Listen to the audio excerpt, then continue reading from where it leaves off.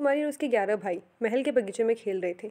वे खुश थे और उनकी माँ की यादें हमेशा उनके साथ थी, जो अब इस दुनिया में नहीं थी। पिता ने दूसरी शादी कर ली थी, लेकिन उनकी माँ की कमी हर जगह महसूस होती थी। दुष्ट सौतेली रानी, जो काली जादू में माहिर थी, उसने 11 भाइयों को स्वान हंस में बदलने का शाप दिया।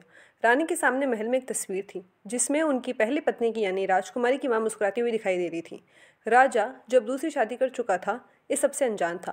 राजकुमारी उदास होकर बगीचे में खड़ी थी। उसने आसमान में 11 हंसों को उड़ते देखा, जो अब उसके भाई थे। वह अकेले अपने भाइयों को खोजने के लिए जंगल में निकल पड़ी। जंगल में एक रहस्यमय बुजुर्ग औरत ने राजकुमारी से मुलाकात की।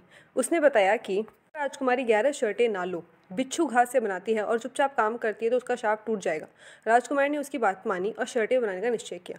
राजकुमारी जंगल में नालों से शर्टें बना रही थी। उसके हाथों में खून से भरे कट थे, लेकिन उसने अपनी मेहनत और धैर्य से काम जारी रखा। उसका चेहरा समर्पण और दुख से भरा था, लेकिन उसके दिल में भाइयों के लिए प्यार था। राजकुमारी ने अपने भाइयों को शर्टें दी। जैसे ही वे शर्टों को पहनते हैं, उनका रूप बदलने लगता है। एक के बाद एक 11 भाई स्वान से मनुष्य में बदल जाते हैं।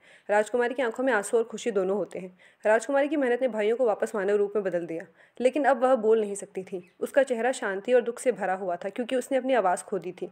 भाई उसकी चुप्पी और बलिदान को समझते थे।